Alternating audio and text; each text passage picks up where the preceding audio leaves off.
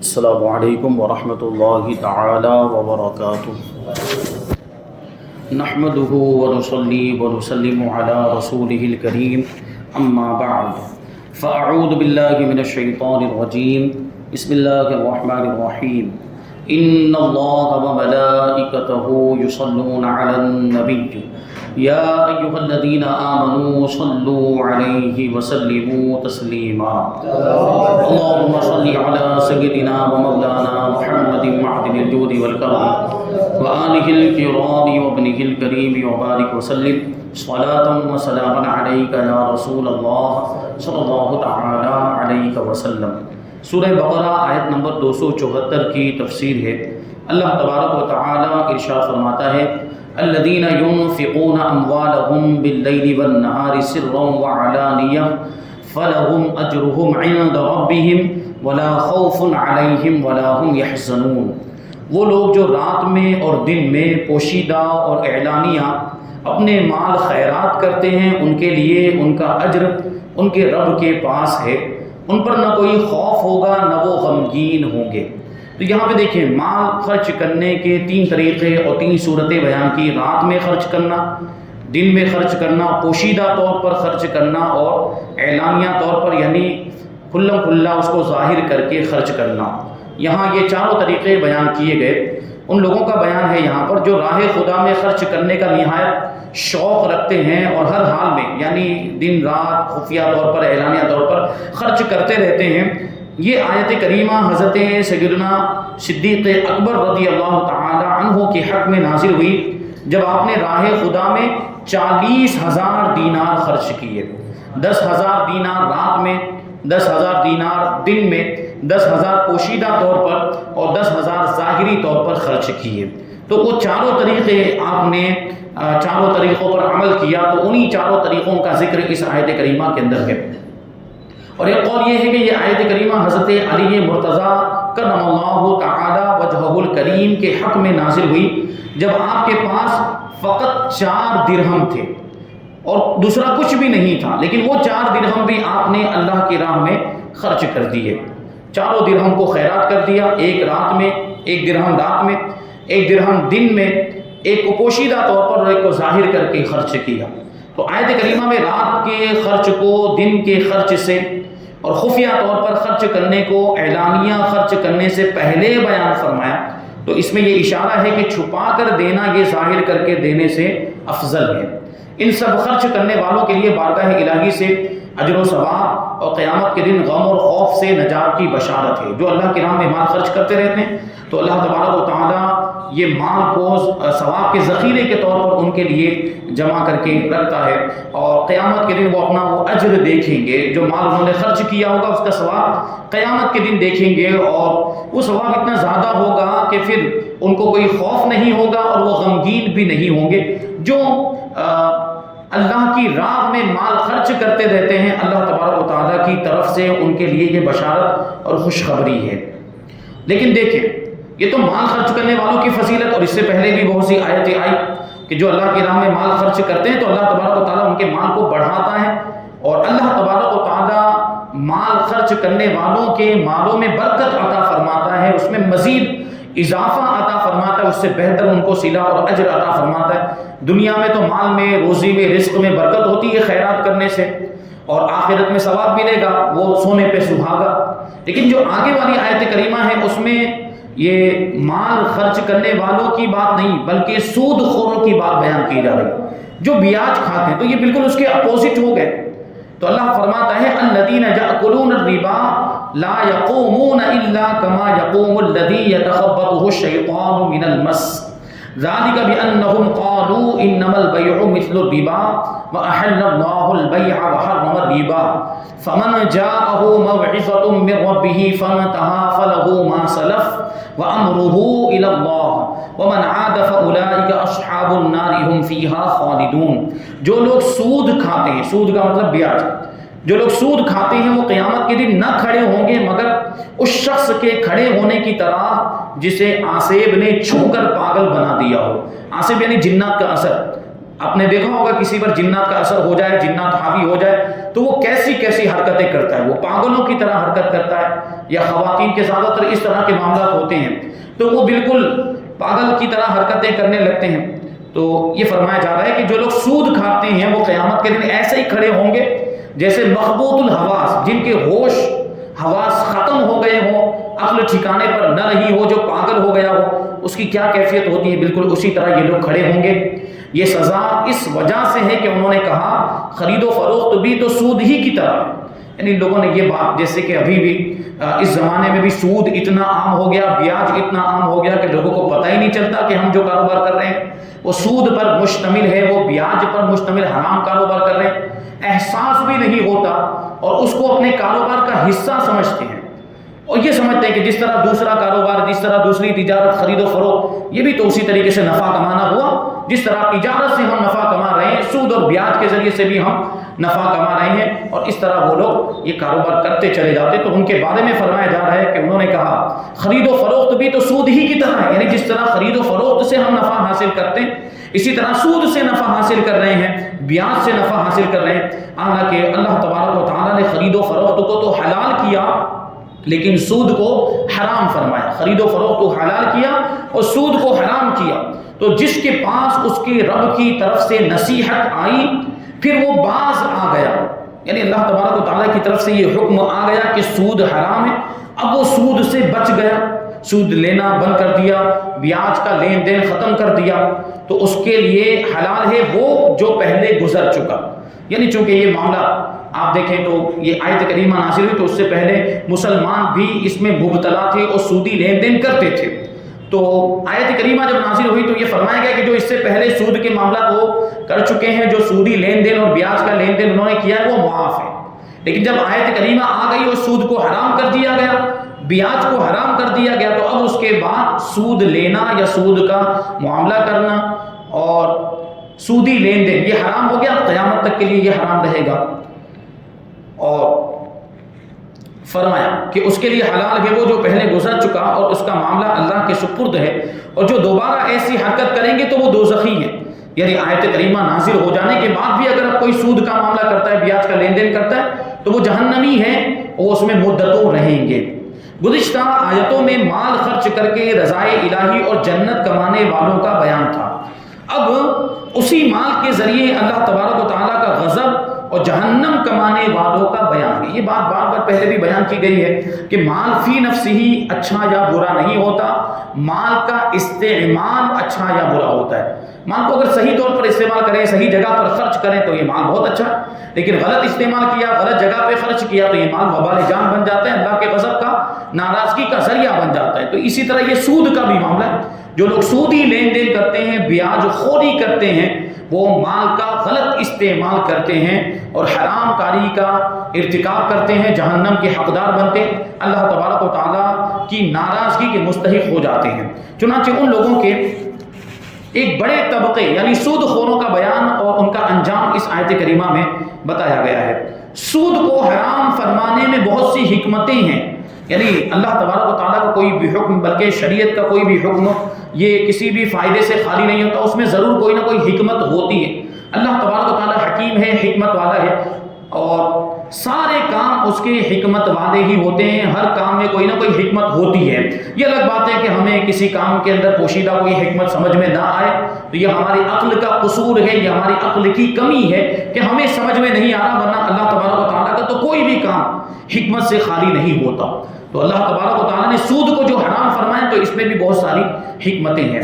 ان میں سے بعض یہ ہیں کہ سود میں جو زیادتی لی جاتی، زیادہ مال لیا جاتا ہے، وہ مالی معاوضے والی چیزوں میں بغیر کسی عوض کے مال لیا جاتا ہے، اور یہ صریح ناانصافی ہے۔ جیسے مثال کے طور پر کسی ایک شخص نے، زید نے مثال کے طور پر خالد کو 22,000 روپے قرض کے طور پر دیے، اور شرط ہوئی کہ جب تم واپس کرو گے، مثال کے طور پر 1 مہینے کی مدت، 1 مہینے کے بعد جب تم واپس کرو گے تو 20,000 کی جگہ پہ تم کو 22,000 روپے دینے۔ تو 20,000 تو 20,000 کے بدلے میں ہو گئے، لیکن جو باقی کے 2,000 ہیں اس کے بدلے میں کچھ ہے، اس کے بدلے میں کچھ بھی نہیں۔ تو مالی معاوضے میں یعنی مال کے لین دین میں ایسی زیادتی جو عوض سے خالی ہو اس کو سود کہا جاتا ہے، اس کو بیاج کہا جاتا ہے۔ تو یہ بھی بیاج ہوا، یہ سری ناانصافی ہے. یہ اس پر ایک اعتبار سے ظلم. ایک تو اس کو ضرورت تھی اس لیے تو اس نے قرض لیا. آدمی قرض کیوں لیتا ہے؟ مجبور ہوتا ہے آدمی, حاجت ہوتی, اسی وجہ سے قرض لیتا ہے. ایک تو اس کو ضرورت ہے, اوپر سے یہ قرض دینے والا اس سے قرض دینے کے بعد زیادہ رقم مانگتا ہے سود کے طور پر. یہ اس پر اور ظلم ہو جاتا ہے, یہ اس کے ساتھ اور ناانصافی ہو جاتی ہے. تو یہ حکمت ہے سود کو حرام قرار دینے میں. اور سود کی حرمت میں دوسری حکمت یہ ہے کہ سود کا رواج تجارتوں کو خراب کر دیتا ہے, کاروبار کو خراب کر دیتا ہے. کہ سود خور کو بے محنت مال حاصل ہو جانا تجارت کی مشقتوں اور خطروں سے کہیں زیادہ آسان معلوم ہوتا ہے. یعنی سود خور تو اس کو تو یہی ہے نا کہ فری میں بغیر محنت کے مال مل رہا ہے, بس پیسہ گھماتے رہو. اس کو سود کے طور پر دیا تو اس کے بدلے میں کچھ مل گیا, ادھر دیا تو ادھر مل گیا. یہ سود خور ایسے ہی کرتے رہتے, پیسہ گھماتے رہتے اور اسی پیسے کے ذریعے سے بیاج کے طور پر نفع کماتے رہتے ہیں. اور پھر وہ کام چور ہو جاتے ہیں, محنت سے دور بھاگتے ہیں. پھر کوئی ایسا کام جس میں مشقت ہو, جس میں تکلیف اٹھانی پڑے, جس میں محنت کرنی پڑے, پھر وہ کام ان کو پسند نہیں آتا. کیونکہ وہ دیکھتے ہیں کہ جب سود کے اندر بغیر کسی محنت کے نفع مل رہا ہے تو میں محنت کیوں کروں, میں مشقت کیوں برداشت کروں, اس کو پھر وہ آسان لگتا ہے سود کا کاروبار. اور تجارتوں کی کمی اس کی وجہ سے پھر ظاہر سی بات, جب محنت والے کام لوگ نہیں کریں گے تو تجارت کا جو معاملہ ہے اور جو کاروبار ہے, خرید و فروخت, جو جائز خرید و فروخت ہیں, ان میں کمی آئے گی. اور تجارتوں کی کمی یہ معاشرت کو ضرر پہنچاتی ہے. یعنی جو دنیا چل رہی ہے, لین دین کے جو معاملات, خرید و فروخت, جائز کاروبار, تجارتیں, اس میں کمی آنے کی وجہ سے معاشرت میں بھی فرق پڑتا ہے. معاشرت یعنی ایک ساتھ میں رہنا, جو معاشرہ جس سے بنتا ہے, انسانوں کے ایک ساتھ میں جڑنے سے جو معاشرہ بنتا ہے, اور ہر انسان کی ضرورت کو دوسرے انسان کے ساتھ جوڑ دیا گیا ہے, اور اس طریقے سے ایک انسان کو دوسرے انسان کی ضرورت پڑتی رہتی ہے, وہ اس طریقے سے متاثر ہوگی اور اس میں بڑا فرق آئے گا. تیسری حکمت یہ ہے کہ سود کے رواج سے باہمی محبت کے سلوک کو بھی نقصان پہنچتا ہے. کہ جب آدمی سود کا عادی ہو جاتا ہے تو وہ کسی کو قرض حسن سے امداد پہنچانا گوارا نہیں کرتا. قرض حسن کا کیا مطلب ہوتا ہے؟ قرض حسن کا مطلب یہ ہوتا ہے کہ کسی بھائی کو ہم نے قرض کے طور پر پیسے دے دیے اور کوئی بھی مدت مقرر نہیں کی, جب بھی تمہارے پاس پیسے آ جائیں تو تم واپس کر دینا. یہ قرض حسن ہوتا ہے اور یہ بڑا ثواب کا کام ہے. کسی حاجت مند, کسی ضرورت مند کو اس طرح قرض کے طور پر پیسے دینا, یہ بڑا ثواب کا کام. اس کو قرض حسن کہا جاتا ہے جس میں کوئی مدت مقرر نہ کی گئی. اب ظاہر سی بات ہے, جس کو سود کی عادت پڑی ہوئی ہے وہ قرض حسن کیوں دے گا؟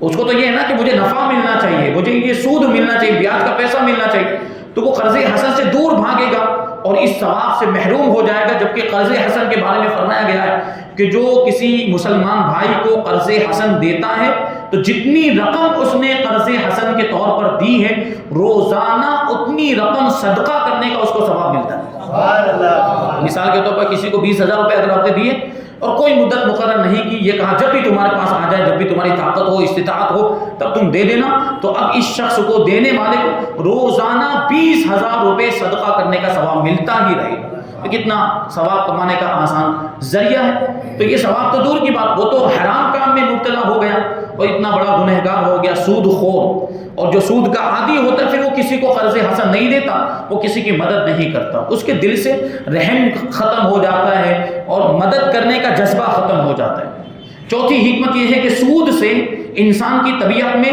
درندوں سے زیادہ بے رحمی پیدا ہو جاتی ہے, اور سود خور اپنے مقروض کی تباہی اور بربادی کا خواہش مند رہتا ہے. یعنی جس کو اس نے پیسے دیے اس کو تباہ کرنا چاہتا ہے, اس کو برباد کرنا چاہتا ہے. اور اس کے علاوہ بھی سود میں اور بہت بڑے بڑے نقصانات ہیں, اور شریعت کی سود سے ممانعت, یعنی شریعت میں جو سود سے منع فرمایا گیا یہ عین حکمت ہے, سراپا حکمت ہے. مسلم شریف کی حدیث میں ہے کہ رسول کریم صلی اللہ علیہ وسلم نے سود دینے والے,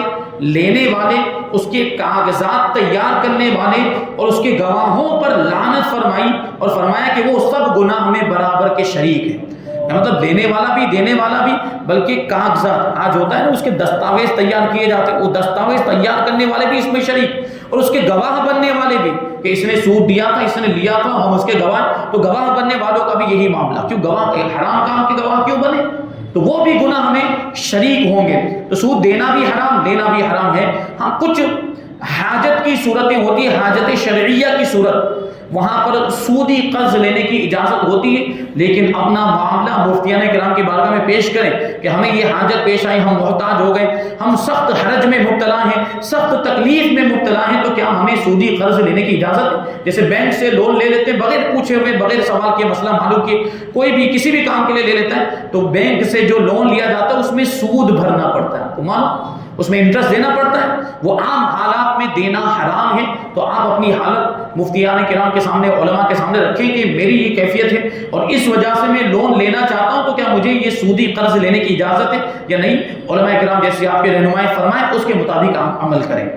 سود خور قیامت میں ایسے مخبوط الحواس ہوں گے اور ایسے گرتے پڑتے کھڑے ہوں گے جیسے دنیا میں وہ شخص جس پر بھوت سوار ہو، جس پر جن حاوی ہو گیا ہو، کیونکہ سود خور دنیا میں لوگوں کے لیے بھوت بنا ہوا تھا، یعنی لوگوں پر حاوی ہو جاتا ہے، جس کو وہ قرضہ دیتا ہے، جس کو سود کے طور پر پیسے دیتا ہے، اس کے اوپر حاوی ہو جاتا ہے اور بار بار مطالبہ کرتا رہتا ہے، میرے پیسے لا، میرا ہفتہ لا، میرا سود کا ہر مہینے پہنچ جاتا ہے سود کا ہفتہ لینے کے لیے۔ تو جس طرح وہ دنیا میں بھوت بنا ہوا تھا، لوگوں پر سوار ہوا تھا، میدان محشر میں وہ بھوت کی طرح ہی لڑکھڑاتا ہوگا۔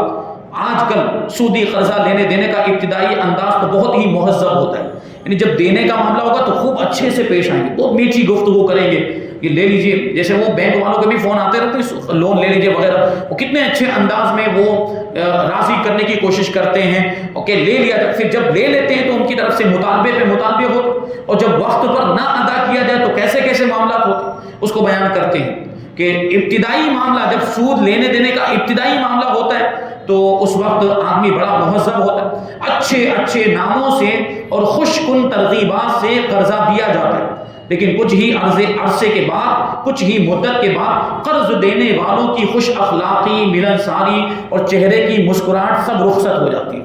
جب وہ آئے تھے دینے کے لیے تو کیسے مسکراتے ہوئے آئے تھے، لیکن جب لینے کے لیے آتے ہیں تو بڑے سخت مزاج بن کر آتے ہیں اور اصل چہرہ بے نقاب ہو جاتا ہے، جو گالیاں دے رہا ہوتا ہے، گنڈے بھیج رہا ہوتا ہے، گھر کے باہر کھڑے ہو کر ذلیل و رسوا کر رہا ہوتا ہے، دکان، مکان، فیکٹری سب پر قبضہ کر کے فقیر اور کنگال اور محتاج اور تلاش کر کے بے گھر اور بے زر کر رہا ہوتا ہے۔ یہ ہوتا ہے قرضہ نہ ادا کرنے کی صورت میں پولیس میں کیس کر دیا جاتا ہے کہ اس نے میرا قرض ادا نہیں کیا، اور بینک سے لیا یا کسی فائنانس کمپنی سے آپ نے قرضہ لیا، لاکھوں کروڑ روپے کا بھی لوگ قرضہ لے لیتے ہیں اور جب ادا نہیں کر پاتے تو ان کا گھر سیل کر دیا جاتا ہے، ان کی دکان سیل کر دی جاتی ہے، ان کے مکان پر قبضہ کر لیا جاتا ہے، تو وہ آدمی بالکل محتاج ہو کر رہ جاتا ہے۔ یہ سودی قرض کی بڑی بے برکتی، اور یہ سودی قرض کا وبال، ضرورت نہ ہو، حاجت نہ ہو، شرعی حاجت، ضرورت اور حاجت سے مراد یہاں پر کیا؟ شرعی حاجت، شرعی ضرورت نہ ہو تو ہرگز سودی قرض لینا ہی نہیں چاہیے۔ اس کی وجہ سے جو اچھا خاصا چلتا کاروبار ہوتا ہے وہ بھی تباہ و برباد ہو جاتا ہے۔ ہم نے بہت سے ایسے لوگوں کو دیکھا جو کروڑ پتی تھے، 3 4 دکانیں تھیں، ایک مزید دکان کرنے کے لیے انہوں نے قرضہ لیا اور پھر سارا کاروبار ان کا ڈوب گیا۔ اس قرضے کی جو قسطیں آتی تھیں وہ ادا کرنے میں جو انٹرسٹ بھرنا پڑتا تھا، کیونکہ وہ قرضہ معمولی نہیں تھا، لاکھوں روپے کا قرضہ تھا، اور اسی قرضے کو ادا کرتے کرتے وہ تباہ و برباد ہو گئے۔ جو کاروبار پہلے بہت اچھا چلتا تھا وہ بھی ٹھپ ہو گیا۔ تو یہ اس کا وبال ہے، یہ اس کی بے برکتی۔ جب 3 دکانیں آلریڈی اچھے انداز میں چل رہی تو ان کو قرضہ لینے کی حاجت ہے؟ وہ بھی سودی قرض لینے کی ان کو حاجت ہی نہیں تھی۔ وہ انسان تو لالچی ہوتا ہے نا، وہ فرمایا گیا کہ ابن آدم کو اگر ایک وادی مل جائے تب بھی وہ دوسری وادی کی خواہش کرے گا۔ وادی مطلب ایک میدان بھر کے مال و دولت اس کو مل جائے، یا میدان ایک زمین کا ٹکڑا ہی اس کو مل جائے تو اس کی بھی تو اہمیت ہوتی، پھر بھی وہ دوسری وادی کو مانگے گا کہ یہ بھی مل جائے، وہ بھی مل جائے، یعنی اس کا پیٹ بھرتا نہیں اور اس کی خواہش ختم نہیں ہوتی ہے، اس کی لالچ ختم نہیں ہوتی، اور اسی میں پھر وہ تباہ و برباد بھی ہو جاتا ہے، اسی لالچ کے اندر تباہ و برباد ہو جاتا ہے۔ لیکن مال کمانے میں اگر اچھی نیتوں کو شامل کر لیا جائے کہ میں مال اس لیے زیادہ سے زیادہ کماتا ہوں تاکہ زیادہ سے زیادہ اللہ کی راہ میں خرچ کروں، تو مال ملنے کے ذریعے بھی کھلتے چلے جائیں گے اور مال میں اللہ تبارک و تعالیٰ برکتیں بھی عطا فرمائیں۔ بس شرط یہ ہے کہ شریعت کے مطابق جو بھی مال کمایا جائے شریعت کے مطابق ہونا چاہیے، حلال ہونا چاہیے، حلال روزی ہو، حلال رزق ہو، حلال مال کمایا جائے تو حلال ہونے کی وجہ سے تو ویسے ہی برکت ہوتی ہے، پھر اس کے حقوق اگر ادا کیے جائیں اور اللہ کی راہ میں خرچ کیا جائے تو اور زیادہ برکت ہو جاتی ہے۔ تو بہرحال یہ بات ذہن میں رکھیں کہ جو سودی قرض ہوتا ہے بغیر حاجت شرعیہ کے لینے کی اجازت نہیں۔ یہاں پر یہ جو فرمایا کہ انما البیع مثل الربا، وہ لوگ کہتے تھے کہ تجارت اور کاروبار یہ بھی تو سود ہی کی طرح ہے، تو یہاں سود خوروں کا وہ شبہ بیان کیا جا رہا ہے جو زمانہ اسلام سے پہلے سے لے کر آج تک چلا آ رہا ہے، وہ یہ کہ تجارت اور سود میں کیا فرق ہے؟ جس طرح کاروبار کرتے ہیں، لین دین، خرید و فروخت، اسی طرح یہ بھی تو ایک لین دین ہے، اور جس طرح تجارت میں نفع ہوتا ہے اسی طرح سے اس میں بھی تو نفع ہو رہا ہے، یہ مال دے کر ہم نے نفع حاصل کیا، دونوں ایک جیسے ہی تو ہے۔ یہ لوگوں کے ذہن میں یہ شبہ پیدا ہوتا ہے، تجارت میں کوئی سامان دے کر نفع حاصل کیا جاتا ہے اور سود میں رقم دے کر نفع حاصل کیا جاتا ہے، حالانکہ دونوں میں زمین و آسمان کا فرق ہے۔ غور کریں کہ تجارت کرنے سے حسن سلوک میں فرق نہیں آتا، جو پہلے ویوہار تھا وہی ویوہار اب بھی باقی رہتا ہے، بلکہ اس میں اور اضافہ ہوتا ہے۔ آدمی سست، کاہل اور مشقت سے جی چرانے والا نہیں بنتا، اپنے مال کو خطرے پر پیش کرتا ہے، نفع اور نقصان دونوں کی امید ہوتی ہے، تجارت میں اور کاروبار میں، خرید و فروخت میں۔ وہ دوسرے کی بربادی اور محتاجی کا آرزو مند نہیں ہوتا، بلکہ اپنی ترقی کے لیے کوشش کرتا رہتا ہے، جبکہ سود والا بے رحم ہو جاتا ہے، رحم کا جذبہ ختم ہو جاتا ہے، ظالم بن جاتا ہے، اور وہ مفت میں کسی کو رقم دینے کا تصور بھی نہیں کرتا کہ کسی کی مدد کر دے، کسی کو ویسے ہی دے دے یا قرض حسن کے طور پر دے دے، اس کے لیے وہ تیار ہی نہیں ہوتا، کیونکہ اس کی عادت بگڑ چکی ہوتی ہے۔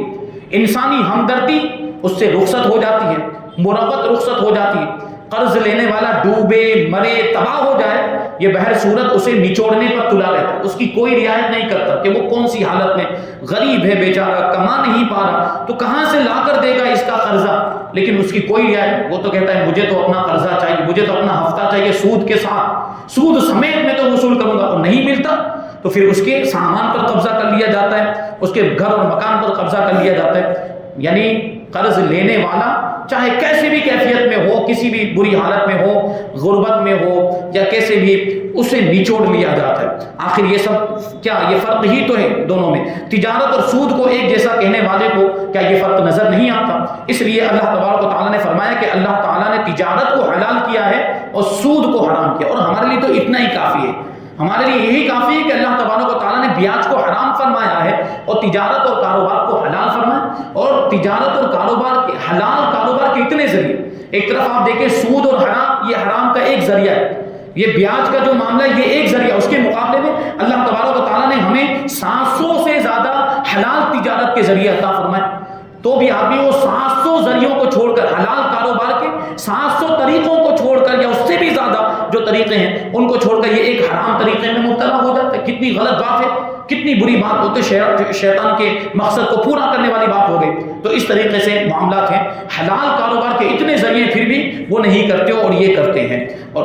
حرام میں مبتلا ہو جاتے ہیں۔ تو اب فرمایا گیا کہ جو رک گیا، یعنی آیت کریمہ نازل ہونے کے بعد اور سود کا حکم آ جانے کے بعد جو رک گیا، فرماتے ہیں چونکہ سود کا لین دین ایک عرصے تک چلتا آ رہا تھا، تو فرمایا گیا کہ جب حکم الہی نازل ہو گیا تو اب اس پر عمل کرتے ہوئے جو آئندہ سود لینے سے باز آ گئے، تو حرمت کا حکم نازل ہونے سے پہلے جو وہ لیتا رہا تھا اس پر اس کی کوئی گرفت نہیں ہوگی، کوئی پکڑ نہیں ہوگی، اور اس کی معافی کا معاملہ بلکہ ہر امر و نہیں کا معاملہ اللہ تبارک و تعالیٰ کے حوالے ہے، یعنی اللہ تبارک و تعالیٰ چاہے تو اس کو معاف فرما دے گا۔ اور یہ بھی یاد رکھو کہ جو حرمت کا حکم اترنے کے بعد بھی سود کھائے گا تو وہ جہنم کا مستحق ہے، اور اگر حلال سمجھ کر سود کھایا تو کافر ہے، کیونکہ سود یہ حرام قطعی ہے، اور کوئی حرام قطعی کو حلال سمجھے تو وہ کافر ہو جاتا ہے، اور کافر ہمیشہ جہنم میں رہے گا، پھر اس کے لیے کوئی چھٹکارے کی راہ نہیں ہے۔ تو یہ بات ذہن میں رکھیں کہ سود بہت ہی بڑا گناہ ہے، گناہ کبیرہ میں اس کا شمار ہوتا ہے۔ اور حرام قطعی کا مطلب کیا ہوتا ہے؟ جس کی حرمت یقینی ہو، جس کے حرام ہونے میں کسی طرح کا شک نہ ہو، کسی طرح کا شبہ نہ ہو۔ تو دیکھیں تو آیت کریمہ قرآن پاک کی صاف طور پر یہ بتا رہی ہے کہ اللہ نے تجارت کو تو حلال کیا لیکن سود کو حرام کیا۔ اب اس کے بعد کوئی ایکسکیوز رہ جاتا ہے، اس کے بعد کوئی عذر رہ جاتا ہے یا کوئی صورت رہتی ہے اس میں کہ جس میں سود حلال ہو جائے؟ نہیں ہوتا، وہ تو مجبوری اور حاجت شرعیہ، تو اس میں تو بہت ساری ناجائز چیزوں کی بھی اجازت ہو جاتی ہے۔ بہرحال تو یہاں پر یہ سود کے تعلق سے اس آیت کریمہ میں کچھ باتیں بیان کی گئی، اور بھی آنے والی آیت کریمہ میں بھی سود کے تعلق سے اور صدقات کے تعلق سے ایک بات ہے، اور ایمان والوں کا تذکرہ، ایمان والوں کے اوصاف بیان کیے گئے۔ آیت نمبر 277 اور 278 اور اس کے بعد کی آیت کی تفسیر انشاءاللہ ہم آئندہ درس میں شامل کریں گے۔ اللہ تبارک و تعالیٰ کی بارگاہ میں دعا ہے کہ جو کچھ بھی بیان ہوا اس پر ہم سب کو عمل کرنے کی توفیق عطا فرمائے، اور نور قرآن سے ہم سب کے دلوں کو روشن اور منور فرمائے۔ وما علینا الا البلاغ۔